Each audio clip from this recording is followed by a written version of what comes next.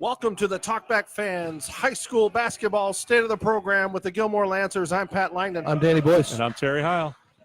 And we are at the home of the Lancers. We want to first say we appreciate their patience. We are having our typical Technical difficulties. so yep. we picked it up. So Yes. So Terry, why don't you tell the good people out there a little bit about the Lancer program? I will do so. They are 12-3 overall, 6-1 in the league, the North Coast League.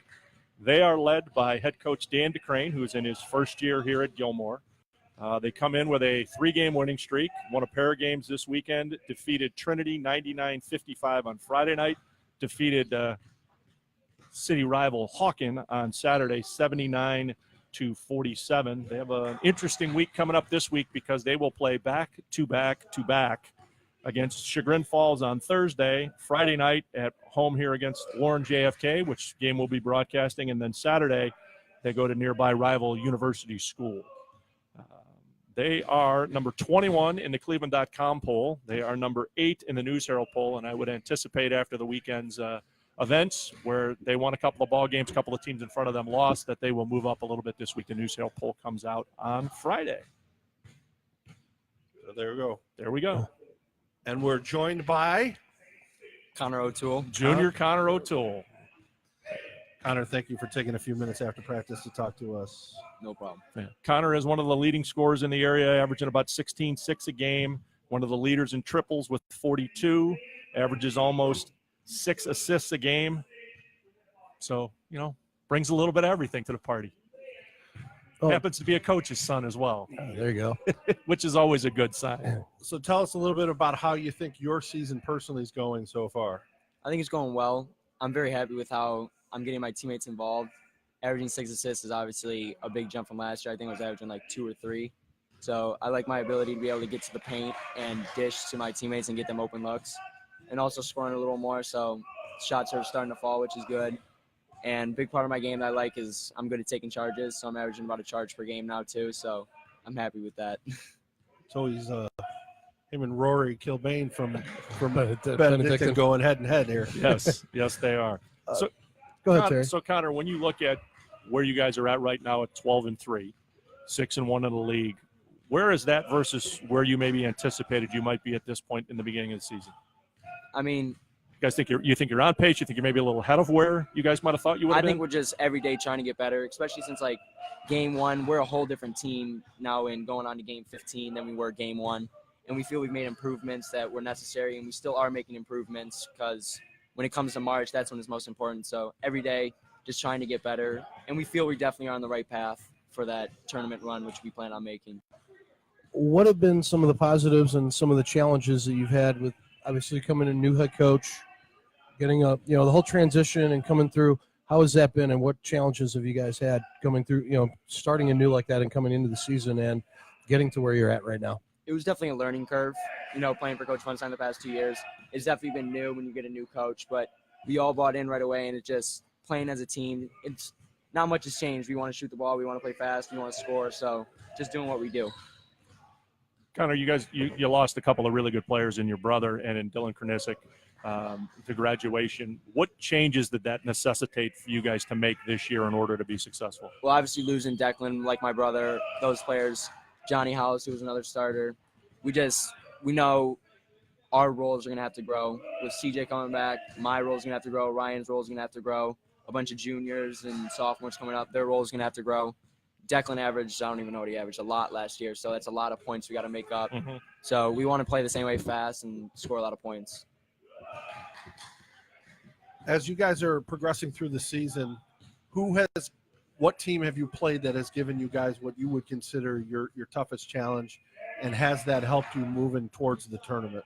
I think Joe's definitely given us our toughest challenge. We lost to Joe's by 2. We lost to Lake by about 18. Lake was our first game, obviously, so we definitely like a learning curve that first game. So I feel the biggest challenge this year was definitely against Joe's. They came after us, and I feel like we did a good job, especially in the first half, and we just had to close it out. It's a lot to learn from that.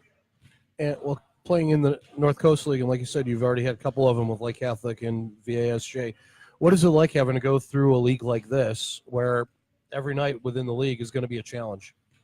It's new this year because we didn't have a league last year, so every game was independent. So it's good to play. Last year we played US twice. Now we're playing 4 teams twice. So that's definitely a challenge, having to see the same teams over and over again. So it's good. It's a challenge for us. We like it. It's a long drive down to Warren, JFK, and St. Thomas Aquinas, but they're fun. They're good. Well, you get them at home this week. Yeah, so. we do. Connor, when you look at your season so far, as you mentioned, so you guys, you have 3 losses. You lost opening night to Lake, and Lake's one of the best teams. And all 3 teams you guys lost to are very highly regarded. But then you lost nail biters to Holy Name and to VASJ. What do you think you guys took from that that's going to help you make this tournament run that you said you guys are looking to make? Definitely just like finishing out games like we worked on today in practice, just like pull it out when we have a lead at the end of a game, just holding the ball, make sure we're getting fouled so then we get to the line. And we're confident in our free throw shooting ability. So if we get fouled and get to the line, we know we can close out games. Go ahead. No, I just said. I was just going to say, what do you like to do outside of the game of basketball? I mean, obviously you guys you're here late, but I think it was you. Was it you that said you have a paper or something due or something? Yeah, I know papers for me, but what do you like to do outside to get away from the game a little bit? Definitely do my homework, get that stuff done. Like this weekend, try to get ahead on that, so I'll have time for basketball, so I can get extra shots, stuff like that. So, and definitely just like hanging out with my brother. He went to John Carroll this past year, so sometimes he likes for me to come pick him up. He doesn't have a car there, so a lot of times I go pick him up. We'll go to a game or something like that. So, and definitely going to his games. I love going to his games. How much do you think that helps or hurts you having an older brother involved in the game? Oh, it helps me a ton. Okay. It helps me a ton. Playing with him that past 2 years was such a blessing. I mean, he's always out there looking for me. He's always has my back and everything. So, and he's like a coach. He's smarter than most kids that age. And playing with him, like I would obviously go unprepared, but he knew everything. Like at John Carroll this year, you see him, he's standing up, he's calling out their out of bounds plays, he's calling out this. So he loves having an impact, and he's one of the smartest players I've played with. Yeah, we covered them a couple weeks ago when they had BW at home. We're going to cover them Wednesday night when they go to BW. So, looking forward to a good ball game there. And yeah, Coach, he's playing under a great guy under Coach Moran. Yeah, he is. And that should be a heck of a ball game in the OAC. I always tell people, for $6, go watch a John Carroll game, watch a BW game. I mean, it's some of the best entertainment you're going to get, for your value for your dollar. So yeah, they're very good. Yeah, and again, I mean, it doesn't surprise me, again, being a coach's son, playing for Coach Moran, that, your brother's the guy that's out there doing that's calling it out. And again, they've got 9 freshmen on that roster. He's got to find a way to try to separate himself from everybody else. So it's good to know that he's doing that, and that inspires you and provides you something to strive for. Yeah. So, well, good.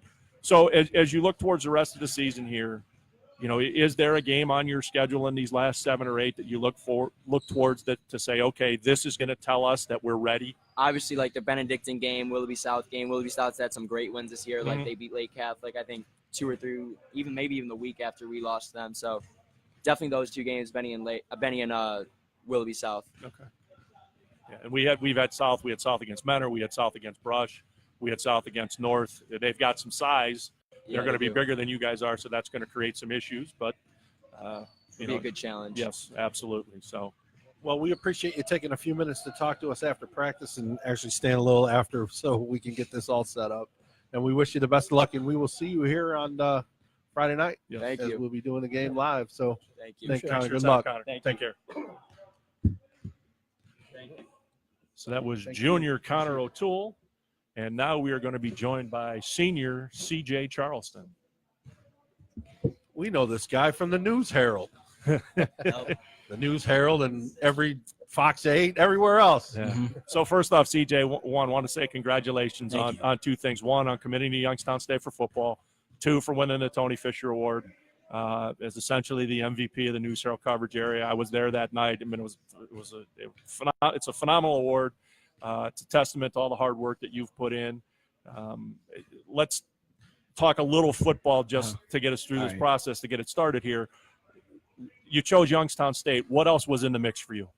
I had Ivy League offer from Brown University. I had Dayton University, Morehead State, a couple of D2s such as Walsh, Notre Dame College, and I think that was it. Yeah.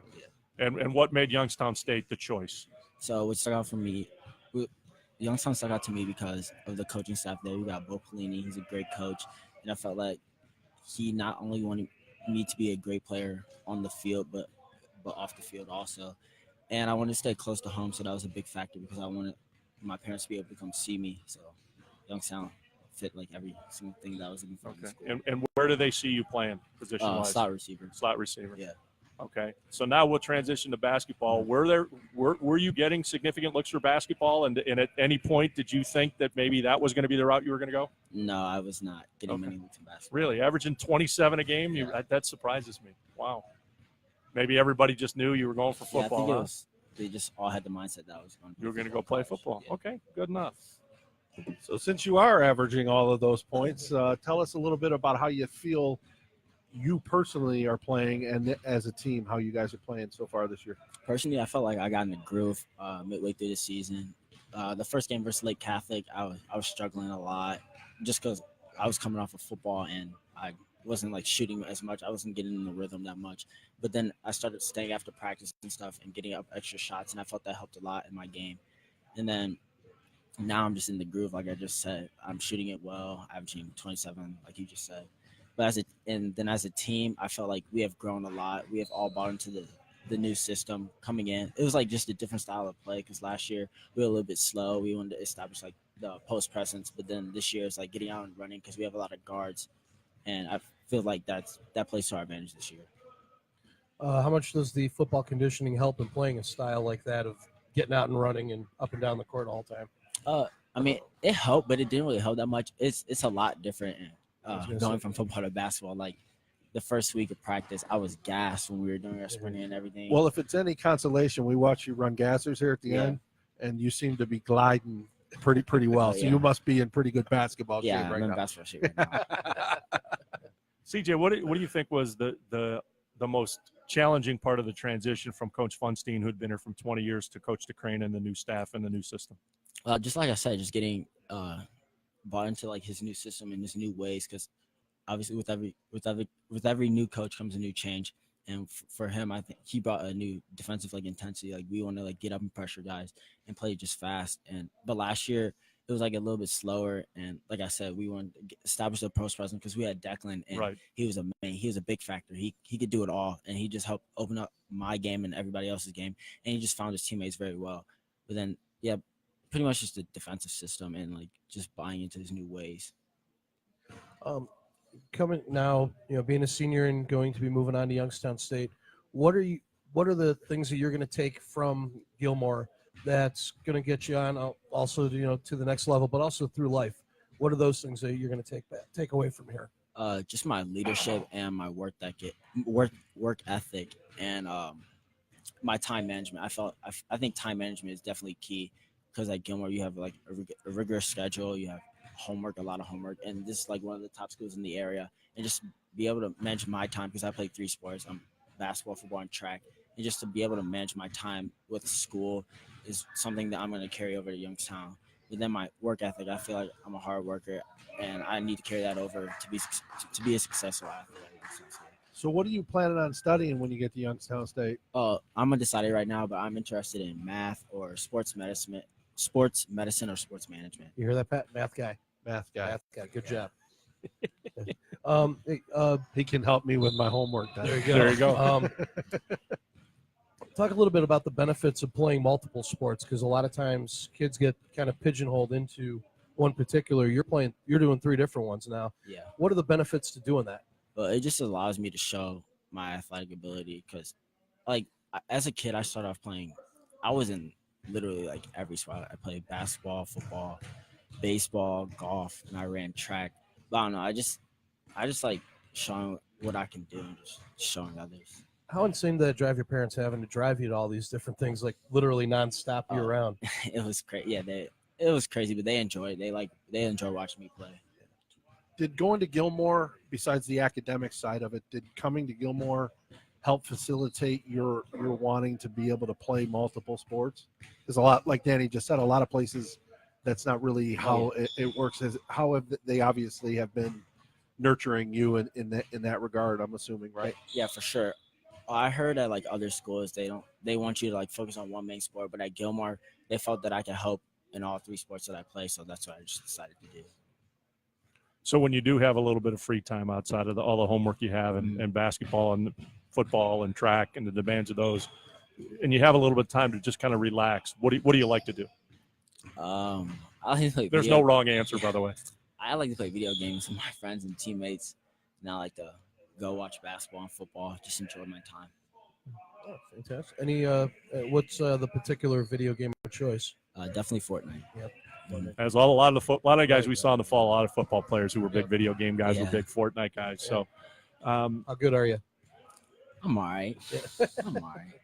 He's humble. Yeah, He's humble. Unlike some of the players we've come across, they want to challenge everybody. Yeah. Actually, we were thinking about having that at one point, like have a Fortnite challenge of all the high. They have those pie eating contests and Yeah. ring eating contests. We're going to have a Fortnite contest. Mm. But you obviously personally have had a fantastic year. Well deserved. I mean, obviously you were one of the area's best in both football and basketball, and no slouch in track either. yeah, no slouch in track. We're not there yet. No, we're not there yet. Get there, We but are I'm not sure- there yet. Right. He's got a little more basketball. I'm to sure play he'll yet. do a heck of a job there too. Yes. So we want to just say congratulations from all of us at TalkBackFans, and we hope that everything that you want moving forward you get, my man. And we thank you for taking a few minutes with us today. Thank you. I appreciate it. Thank you. Thank you, CJ. Thank you. And now we're going to be joined by senior Ryan Cohen.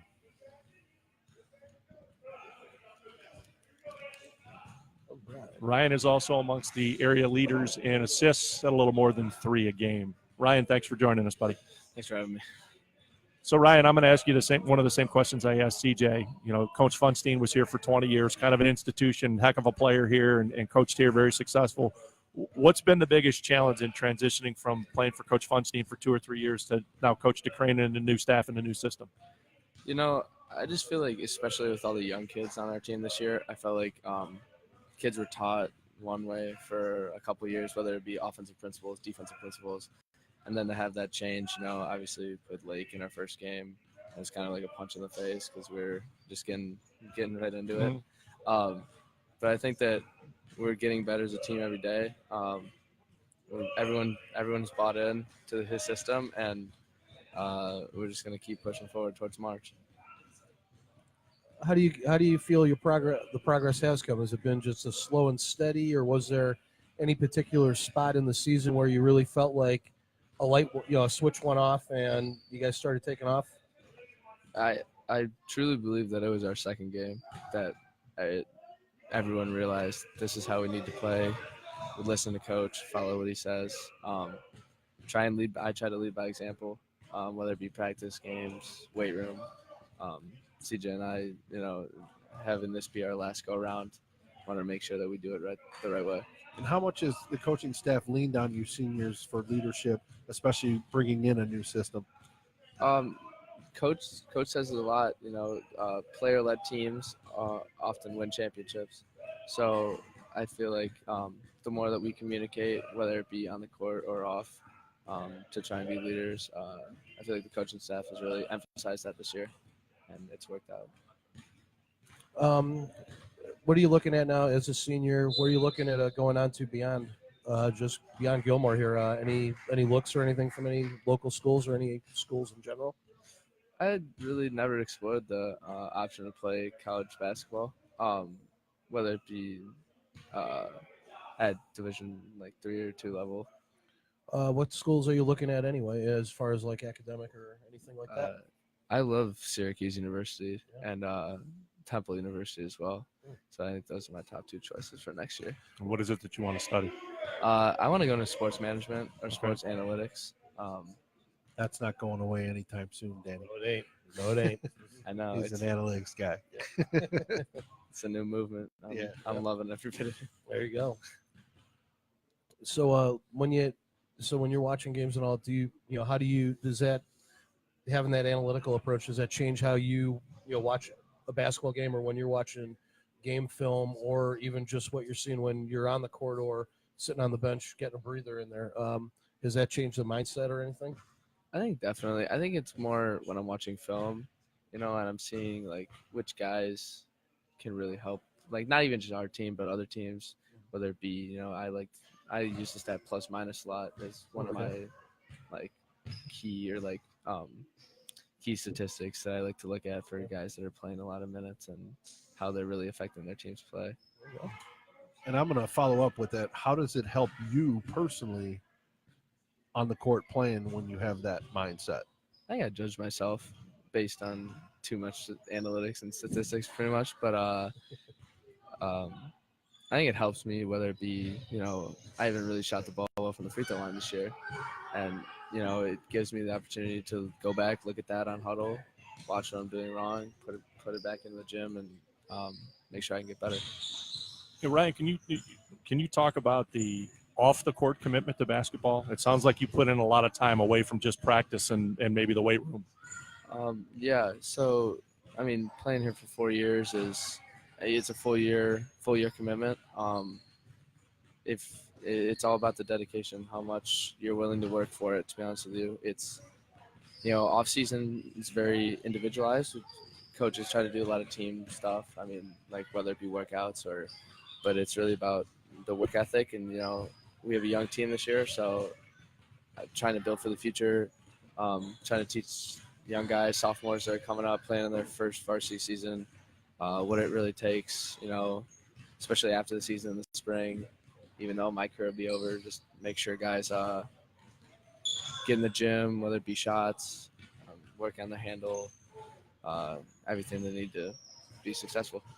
And when you look at your 4 years here, what's maybe the one or two things that you're going to take away as the things that have led to the best part of your experience here at Gilmour, whether that be as a basketball player or just as a student?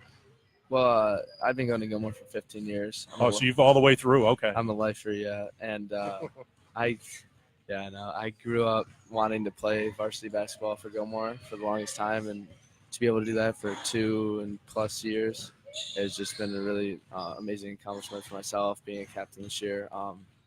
And the district championship has eluded us for a couple of years now, and I think our goals are set higher than that, but I think that's the one thing that CJ and I have talked about, wanting to leave our mark, especially this being our last year.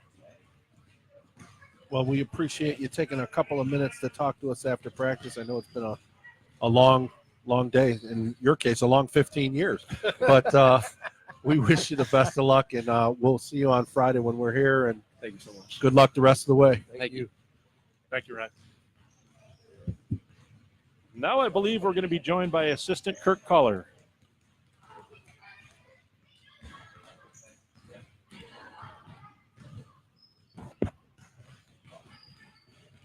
Kirk, thank you very much for your time. Appreciate it. Oh, no problem. I enjoy you guys being here. Yeah. So, Kirk, can you give us a little bit, because as I mentioned to you earlier, I remembered you from North, and you said that was 15 years ago. So, Coach, can you step us through a little bit of your history getting here to Gilmour?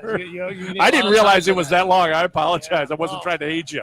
I think it's my 15th year at Lakewood, so I'm trying to. Okay.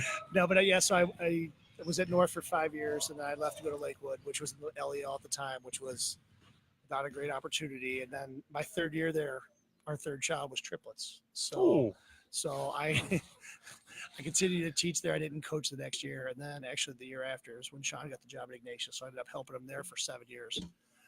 And then when I left Ignatius, I went to Nordonia, ended up being for 1 year. My dad had taught there for 35 years. And, this place I had a teaching job that might be open the following year that I thought, and that didn't work out. So It was just, I live in Menor. I was teaching at Lakewood. Coach at Nordonia. It was crazy driving that year. Six counties every day, huh? Something like that. And it was something I couldn't do for more than 1 year, not being in the building. So at the end of that season, I resigned when I knew I wasn't going to get a teaching job. And I talked to Dave and Sean both. Sean had just got hired here, and ended up, this is my third year here now. So I've been widely traveled. Wow. But it's experienced. That's how we like to look at it, right, there's Coach? no doubt. Yeah, that's that travel schedule you just had. That sounds a lot like when I was coaching travel baseball and working downtown. Yeah, and living in Menor. Yeah, and I still do that. So now it's Menor to Lakewood, and then back here for practice. Now, fortunately, 2 of my kids are going here, so it makes it easier. So okay. That's a lot of oil changes and a lot of tires. It is. And the triplets are how old now? They're 12? in 6th grade. They're 6th grade? Yeah. Yeah. So they're in Mentor Public Schools. So, Okay. Yeah, so we got there's never a dull moment. That's for sure. And what do you teach here at Gilmour? Well, I teach at Lakewood still. Oh, you So I still math. teach at Lakewood? Yeah, so I Okay. drive from Lakewood here for practice. The math guys are killing you tonight, Pat. I To like him, math. math, to him, math is a four-letter word. I can do math. I don't like it. How about that? So, Coach, you obviously, as you just ran down your resume, you've been in a lot of different programs. What makes Gilmour different from some of the places you've been before? Well, I think probably the number one thing is just the no-cut policy too. I mean, that's a different dynamic that every kid that you start with day one, is going to be part of your team if they continue to play. So that kind of eliminates that. That's one less thing to worry about. I know at a public school or, everywhere when you're going to cut, your first couple of days of practice, you're trying to figure out who your team is. Mm-hmm. And we pretty much can get started and just start with practice. And, especially this year, we really only had 3 guys back. So that made a unique new coach, new system, with very little experienced guys back. So that was a challenge, but also, we're fortunate that we have a lot of smart and talented kids that, I think that especially I've coached on both sides of it at a private school. I think we're blessed. We got a lot of great kids, a lot of great families, and kids that want to get better, that are willing to put time in to get better. And that helps. It makes it easier to be successful, I think. Coach, with competitive balance coming in the last couple of years in Ohio, was there any wavering at all on that no-cut policy? I'm not sure. That would be a question. I mean, I know that we've looked at our numbers. I think now I'm pretty sure the basketball program is at the numbers are an all-time high, because I know that we have 16 on the varsity. We have 13 on our JV and freshman team. So we have a lot of numbers. I mean, so with that, the competitive balance does come into play. Right. I think, if I'm not mistaken, we had the highest number in the state for competitive balance. So yeah, that was part of why I asked. And I know that we've seen Ignatius, we've seen Joe's, we've seen Benedictine, Lake Catholic. There's got to be another Catholic school in there that we saw. You're now starting to see varsity rosters are not 15, 16. Yeah. They're leaning more towards 14, 13, 12 as guys try to work within the confines of competitive balance to, hopefully not have their team move up too many levels. So I was just curious. But I really that shouldn't guide the process, though. It's still about the kids. I agree with that 100%. Yeah, I was just curious. So, yeah, I mean, it's again, we're fortunate we got a lot of good players. So with that comes, you want to be successful, and really that – who's on your team should be determined by competitive balance. I mean, that to me, I've heard schools that talk specifically about trying to keep their numbers down, which it's out of your control, really. And it should be about the kids anyway. It seems counterintuitive to coaching anyway. Correct. The more good players you have, the better your program's going to be. So, it is what it is. I don't know if it's going to change or how that's going to work, but the fact that our number is higher than the nation's Reds is interesting. I think.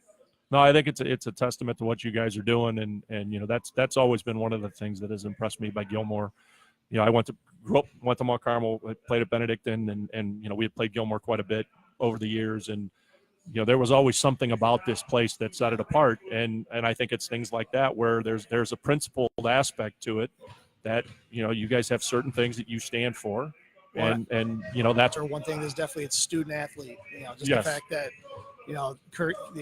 We encourage the kids to see teachers after school if they need help, even if it means they come late to practice. That's they're students first and athletes second, and that's something that I know Gilmour really stresses. And both of my kids that are in school here, I know that they're after school see their teachers frequently. So, well, I want to ask you a parent question. Why Gilmour? Of the places your kids could have gone, why would you choose? And I asked this of all the private school coaches, because we try to get a sense of what makes the place that you're at special. So just speaking as a parent, my kids in the time they've been here, my son's is his second year here, my daughter's in 8th grade, it's her first year here. They're challenged unbelievably academically, which the class sizes are conducive for the teachers to have more of a one-on-one relationship. I'm a public school teacher. I have 100 and some kids that, quite frankly, I don't get to see them much out of class. There's not time in the day for the kids to be available. My kids, they both have unlimited resources, and we as parents, we want our kids to give our kids the best opportunity possible. And we've been very happy with the academic offerings, and to me, all the athletic stuff is separate. that's not why either of them are here. They're here because we want to give them the opportunities to be successful, whatever they want to do in life. What has been, in all your years of coaching, what has been your favorite part of the entire coaching aspect?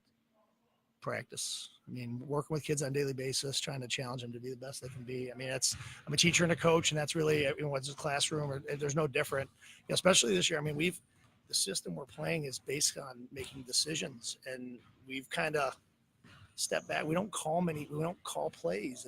It's challenging to coach. We've given up some of the structure to kind of trust kids, which is hard at times, but it also allows us to teach and mold them. And I think that it's kind of been liberating to see. We've kind of pulled a lot of different styles together, and that day-to-day grind of trying to get kids to understand how to move without the ball and how to read the defense and things like that are not intuitive in today's game.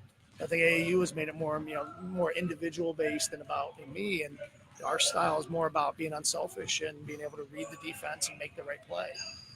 And that's a challenge. I mean, that's quite frankly, we've questioned, how many teams kids would be willing to sacrifice and be unselfish to be successful in our system. So that's been really fun. The day-to-day part is definitely, game nights are a good test to see what you've learned, but try to put kids in a position to be successful is always a challenge.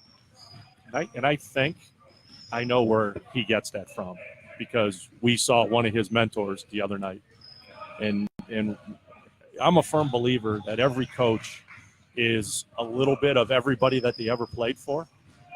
And so I know that he played for TK. Yeah.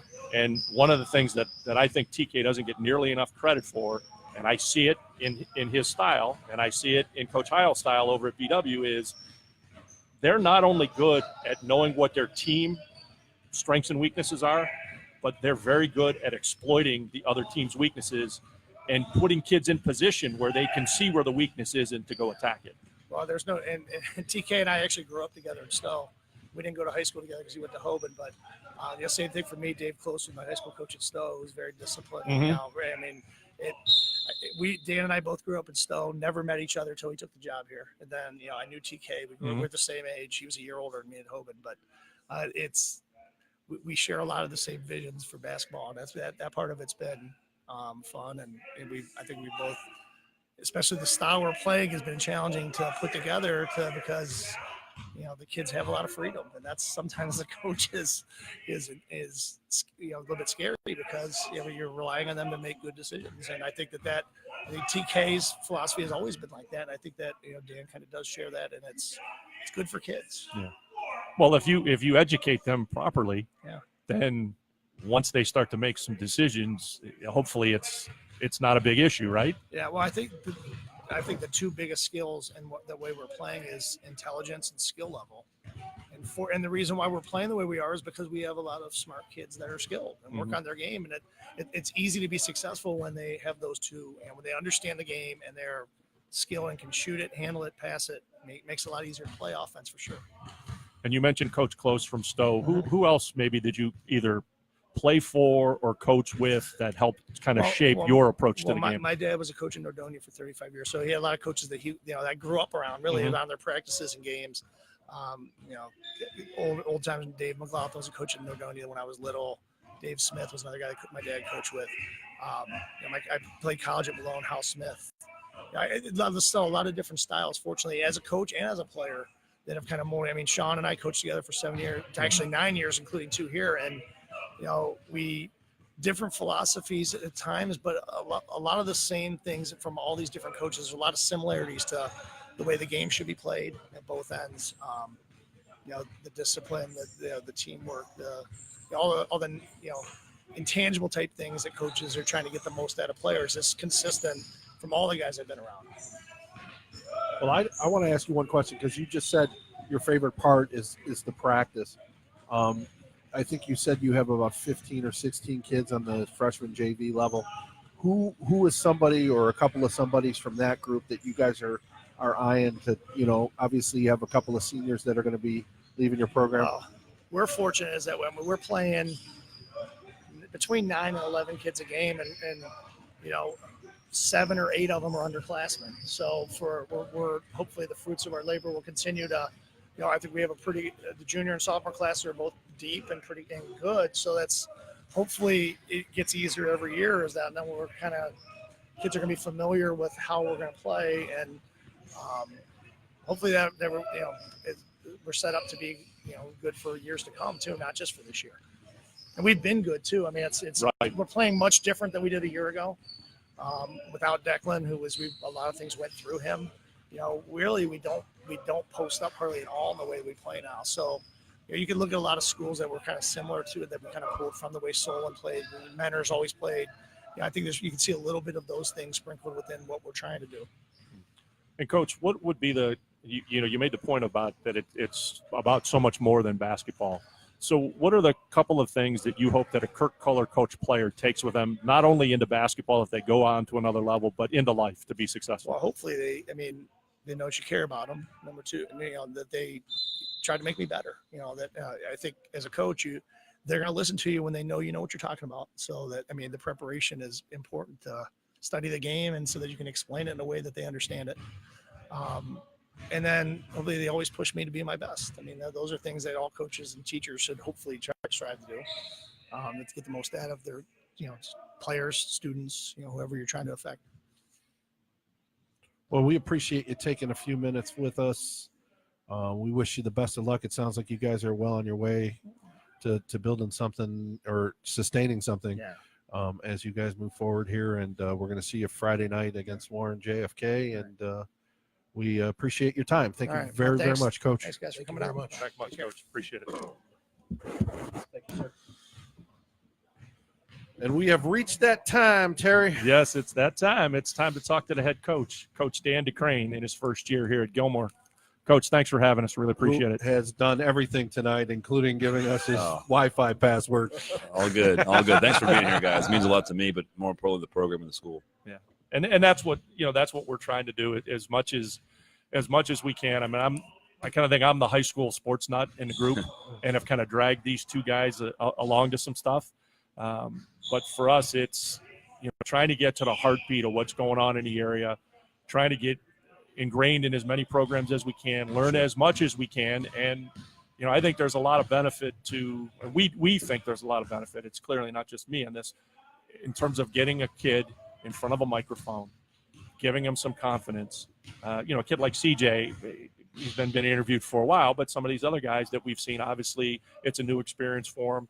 And then, to try to get into the mind of a head coach a little bit and have more than a 2-minute conversation with you is always a plus for us. So. Well, you guys are helping grow the game, helping grow interscholastic athletics, helping student athletes in a lot of great ways. So you guys are doing a great job. It's fun to follow you guys too. So keep up the great work. Appreciate it. Appreciate that.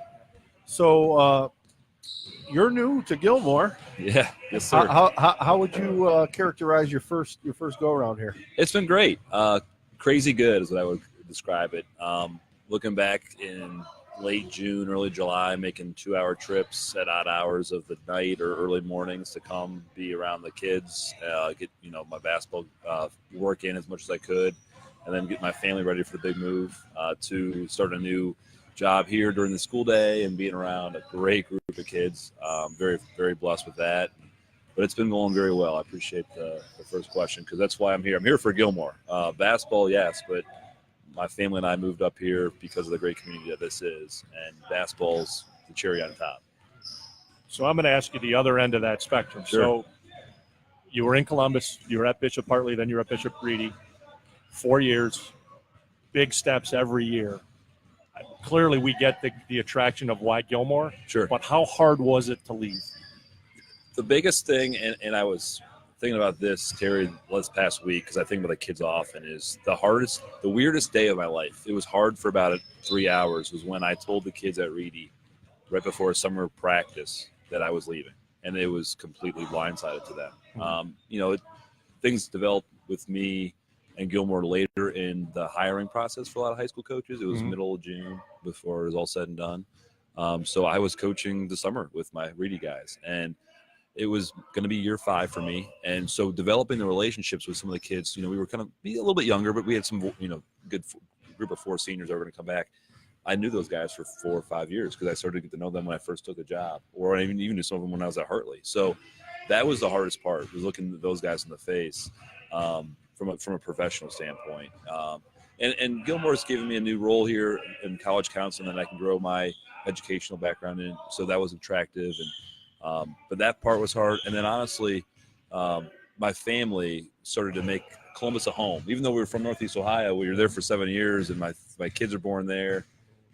Those great people at Reedy and Hartley that we love and still are in touch with. But that my wife's job was going really well, and God bless her. She's hopefully following and, probably mumbling stuff underneath her breath about me. I mean, she literally took a promotion like 6 weeks before I accepted the Gilmour job. So she's such a selfless person. So I'm very thankful for that. But just the building of a program, Terry, because you built, they had just gone to the Final Four in 2013. This is Reedy. Right. Lost to St. Joe's, who had an incredible team. And then they had lost 8 seniors, and it was kind of building from the ground up. And I don't think a lot of coaches in that area really wanted the job for that reason. Right. And I was 29. Like, hey, I'm a Catholic school background guy. This is a great opportunity for me. So I decided, hey, let's give this a shot. And, I loved I learned so much from being 4-19 compared to when we were 20-5 last year. It was incredible. And you lost to the state runner-up last year, right? Yeah. You know what? Canal Winchester Harvest Prep knocked you out. Yeah, incredible talented team. Fun game. We were down 1.5, and we felt like we didn't even play that great. We were only down 1, and then we just didn't. It wasn't our night, and they were really good. Yes. But good memory. Glad I was there. I think you actually touched on something that we've had a couple of coaches not only in basketball but in football that have taken other jobs at other schools. Sure. And they're trying to rebuild, and not as much as you have coming from Columbus to here, but right. A lot of that gets lost in the translation. A lot of people think about the sport aspect of it. They don't think about I'm glad moving a family. Right. Yeah. Well, I'm glad that you talked about having to break that to the kids at Reedy, because that's an important lesson to not only, it's not always about just basketball sometimes. Right. And while it probably wasn't the best thing at the moment for them, they probably learned something a little bit. Yeah, and I wanted to stay in touch with them, but I didn't want to be overbearing, from a lot of different angles I could go with that. But it was hard. I broke down in tears in front of the kids, and because they trusted you, and they had no idea that was coming. And it wasn't. I didn't leave because of them. I left for a lot of reasons, big picture stuff, and family first and foremost. We had 3 kids. We were by ourselves in Columbus. My wife and I were from Northeast Ohio. And it was one of those, if we're ever going to make a career move, it'd probably be back in this area. And when this job opened up, I just was really attracted to it. But yeah, then Pat, I go to Gilmour. So I told the kids at about 11 o'clock that morning at Reedy, I put my 5-year-old in the SUV. We drive up, drop her off at my parents' house in Stowe. My brother was in town, who lives in South Carolina. He happened to be in town when all this sort of happened. He comes up with me just to kind of support me, and I meet the Gilmour guys for the first time. And they introduced me to the kids, and just going from the ends of the spectrum, it's a day I'll never forget, in good and bad ways too. I'll always kind of have my heart in Columbus with those kids, and then meeting these kids at Gilmour has been awesome. How long was that feeling around? I mean, not even just for the day, but even kind of some of the lingering effects. How long was it until you were really comfortable and it's okay, now I'm not like formerly there, I'm now here? Right. Pretty quickly. I try to help the assistants get their feet on the ground at Reedy the best I could. I put some parameters in place where they could continue their summer and keep the kids engaged until they hired a new head coach. But I would say when the school year started, I felt settled. We had moved up here fully, and being around the Gilmour guys every day, classroom, weight room, into our open gyms and 4-man workouts, and it just started to feel right around Labor Day. And then knowing that the kids at Reedy were going to be okay, and that things were going to move on with them, but it did take a little time, more than I may probably thought. It's a good question. So you come here, you become the head coach here at Gilmour. The coach prior to here had a huge history here. Sure. What was I don't want to say challenge, but what was the thing? What was the work that was cut out for you bringing in a new system here to Gilmour? I tried to take it from an unbiased, new, fresh eyes look as best I could, because Coach Funstein did a phenomenal job, and most importantly, he's a great person. I mean, he's a great A+ guy, still here. He goes to all of our games and everything, and nephew on the team. But so you're not like, and he built a great program. So it's continuing what he did and the people before him and the great student athletes here, and just molding it to not me, but with the kids. How can we make it even better? I hope the guys at Reedy make it better where I left it. So that was a unique element to it. And then it was like, okay, what do we want to be? What's going to be our identity? Going along with the mission statement of the school. What are we going to want to keep growing with these kids on and off the court? And it's evolving. It's fun to do it together with the kids. And like Coach Culver said, in the scheme of things on the floor, like giving them ownership and responsibility, but that goes off the court too. Like they all have captain roles. They all have responsibilities from a leadership standpoint that we work on throughout the year. So just continuing what's been done and just trying to be the best we can be. Coach, when you go back, so you played at Hoban, and I know you played with Coach Heil from BW, who Right. is my cousin's son. Right. You guys played for TK, and I kid with people that I could remember watching you guys, and you guys, I don't think you guys got the credit you deserve, because there was that other school in Akron that you guys had a little trouble, and they had that one kid that played for them. I'm shocked. He never played college ball. It really surprised me. Whatever happened to that James kid? Oh, the kid, the guy that's producing movies out in Los Angeles. Yeah, that guy. Yeah, that guy. You guys couldn't get past him, and I always thought that was part of why maybe Coach didn't get some of the credit he deserved, or his teams didn't get the credit they deserved. But I look at his teams then and his teams through the year, his teams now, and the makeup of them is just surprisingly similar. There's a bunch of guys between 5'10" and 6'2". There might be a 6'4" guy, but there's never been a 6'7" or 6'8" guy. Oh, yeah, it's true. And his teams just get after it, and they can play fast and they can play slow. And like I said, they found the weakness, the way to exploit it. How much you try to coach? I wouldn't. You guys, TK. And I look back, I told a lot of the freshmen, that I coach every freshman class that comes with me since I've been at Catholic schools the last 9 or so years. I was the last kid to make the Hoban freshman team my freshman year. I was we had 15, and I know, talking to the coaches a year or two down the road afterwards, I was like borderline with 2 other guys. So, but then, following what he did with us in the locker room, in the classroom, on the floor every day. I mean, practices were so intense. You loved listening to the guy speak, and motivated by what he was trying to do with us. Kind of make uncommon people, common kids do uncommon things. And I thought we did that at Hoban really well. And I thought our best attribute, what are they good at? We were skilled, don't get me wrong, but I just thought, we were winners. And I think he made us winners.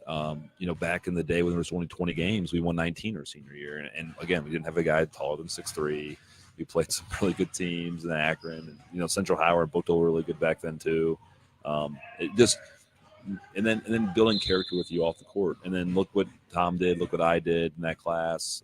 Go on to coach and get in the profession that he had. I think that's attribute to him more than anybody else. And the thing that I'm really looking forward to, because I have not seen you guys play yet this year. One of the things I marvel at, and we talked about this the other night, in seeing where some kids didn't respond to their coaches the right way. I've always loved the way that TK's players respond to him. I love watching BW and watching how Tommy's guys respond to him and Coach Schmitty and that staff. Sure.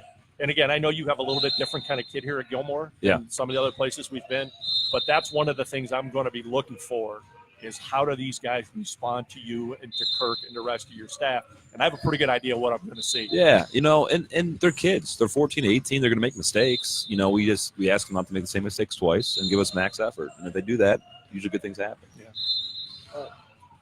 What other coaches other than TK? Obviously, TK was a big influence on you. Sure. What other coaches were influential to you along your way and getting you into wanting to get into coaching?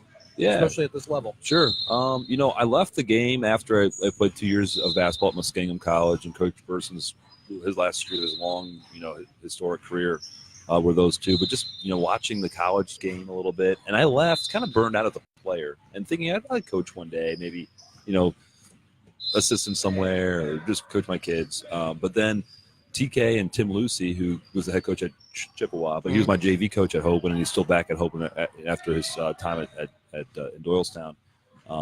they called me up, and I was coaching summer league when I was in college, and just being around those guys. And then I decided to expand my background of the game with different programs. So I moved up to west side of Cleveland and coached for Flannery for a year as an assistant freshman coach. Pretty good guy to learn from. Yeah, just a little bit, right? Yeah.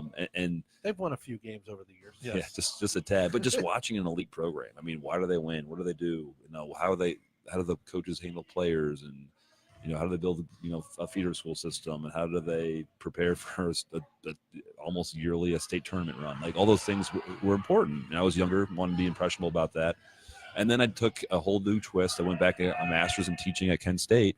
And I was like, okay, well, I'm back in Summit County. What haven't I done yet? And I didn't coach in the city. So I coached for Ross Farello at Akron East, who was a great coach for, I think he had a 9-10-year run there, and he won 3 district titles. Yeah. 1 or 2, I think 2 in Division I. I mean, he just did great things. So I got to coach kids that, at times didn't have as much as what kids here at Gilmour have, or whomever, whatever, program or community.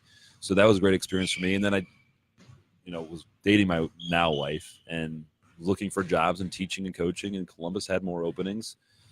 So I accepted the job at Hartley.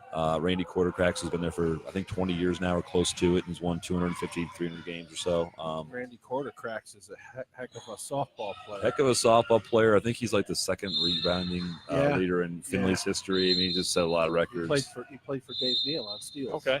And really, coach like he played, just intense, competitive. So fun to learn from him. And then, shortly after I took that job, I proposed my wife. Luckily, she said yes, so she came down with me. And then, really, I think the great coaches, they constantly are learners, going to clinics, watching other coaches practice, going to, just talk basketball with college coaches.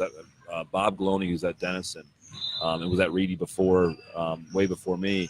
I remember meeting with him twice a month, just talking basketball, having a cup of coffee, and just catching up. And what would you do with these situations? And it just helps me hear from guys who've been through everything to get better myself. Mm-hmm.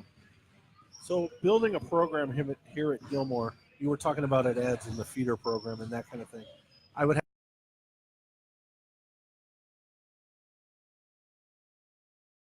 about building something at a place like Gilmour. That's a great question, because all places are different. And I've experienced that. So at Reedy and really in Columbus, the private parochial schools had zoned areas where you could only get kids. It's a lot different than it is here, right? A lot different. And honestly, there's more options up here. So, I mean, what's going to make us different than Benedictine or St. Joe's? And honestly, the first thing is we just focus on Gilmour.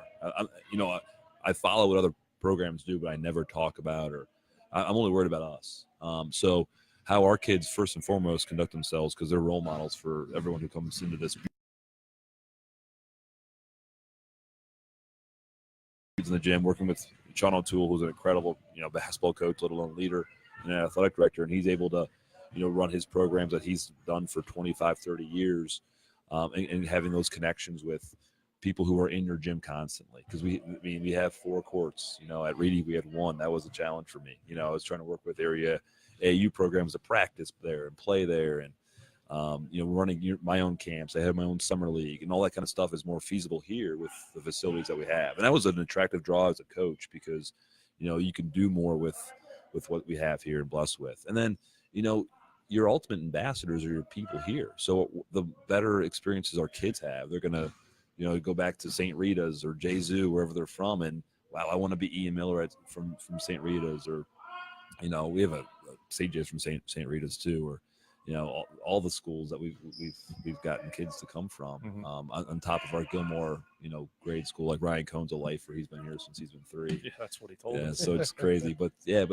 and I think our school does a great job marketing that, and it's a collaborative effort. You don't just come to Gilmour to play for Coach DeCrane, because if you do, it's probably not going to work out for you. I mean, in all reality, it's a big piece of it. I get that, but wanting to be a great student athlete, wanting to excel in the classroom, because I think what Gilmour has compared to most places, and this is from where I've worked at before, is what can't you do here? You can get a top-notch education. You can there's so many connections with the people that have gone through this facility, this property.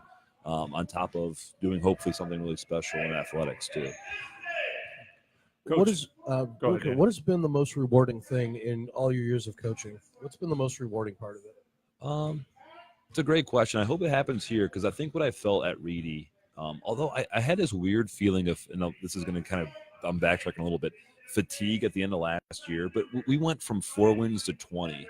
And I look back on the countless nights we went scouting, the countless nights we went to watch our grade school, feeder school teams play, to building relationships with getting kids from a summer league team that I started a summer league in June and July at Reedy with like 19 kids, like 2 weeks after I got the job, and then I left it at 140 kids. Like just watching something grow was so fun, and it was the kids that Brady Thomas is starting now at Mount St. Joe's as a freshman. He was my 4-year point guard at Reedy. He had 36 in his 32 points last on Saturday, beating Defiance. Like just seeing that happen is so neat. And you don't, you're chopping wood, carrying water every day, and then you look back 4 or 5 years ago, like, wow, that's so cool how that grew, and hopefully we can keep doing that here, watching what happens 4, 5, 6 years down the road. Yeah. So what are the couple of things? This is my standard coach question. What are the couple of things that you want a DeCrane coach player to take with them, not only to the next level if they're going to play, but take into life? I think going to work every day with a smile on your face and doing the best job you can do. Because I joke with the kids all the time. There's like 5 days that you'll remember vividly start to finish.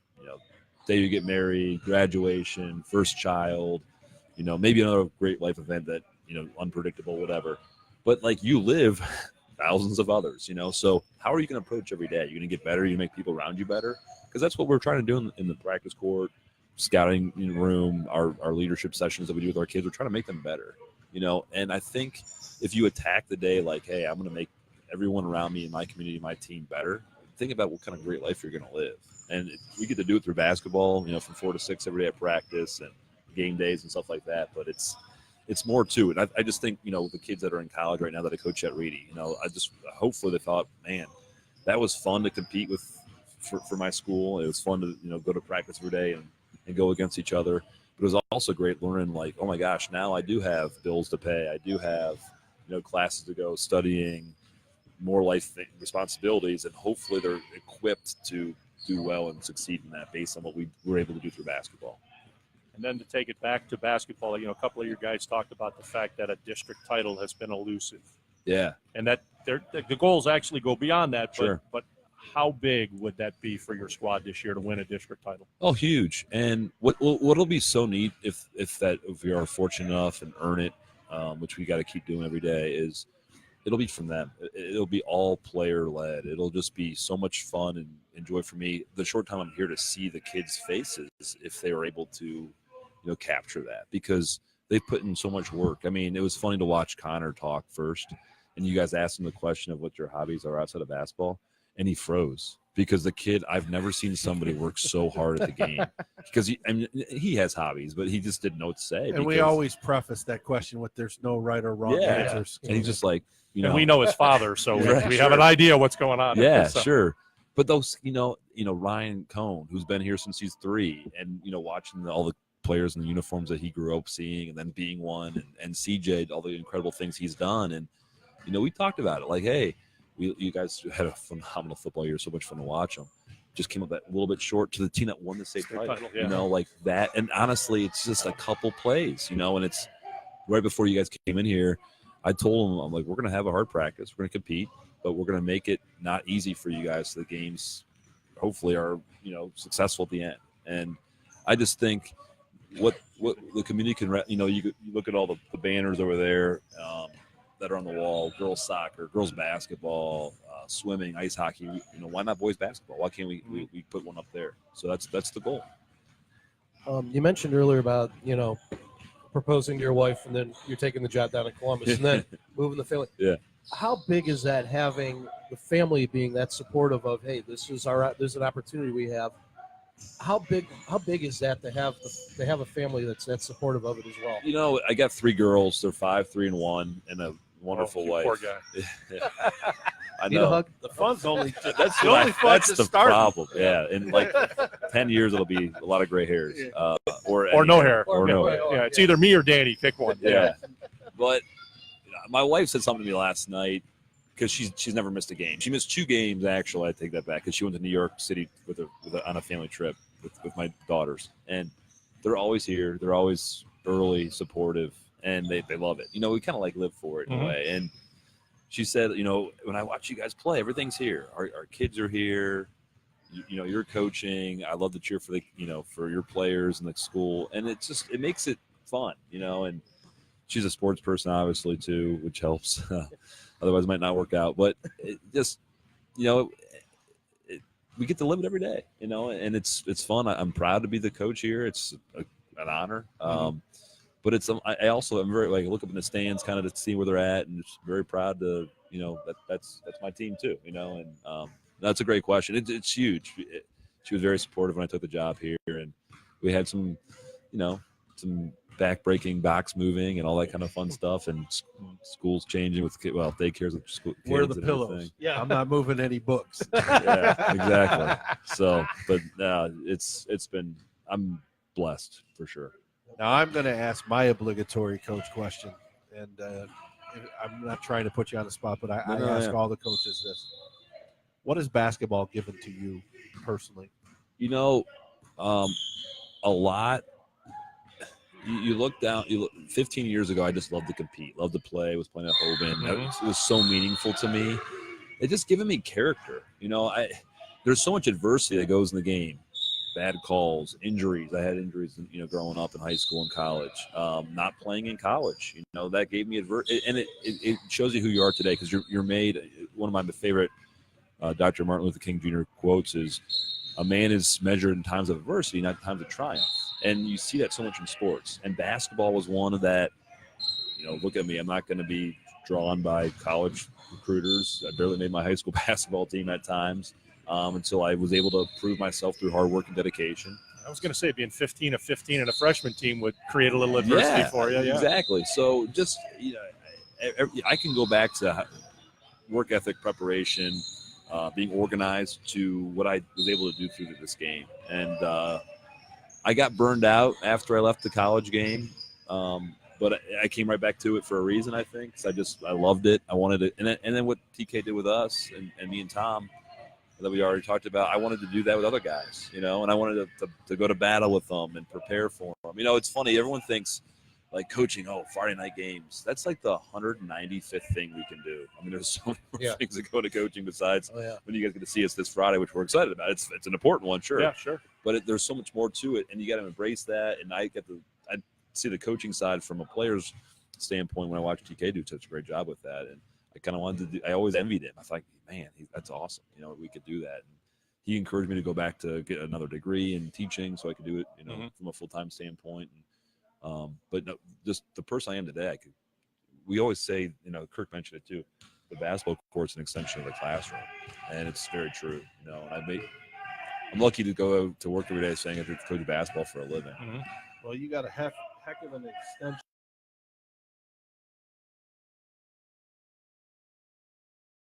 We've been lucky and fortunate to go to a lot of Division 2 and 3, and this rivals that at the high school level. It does. It's really it does.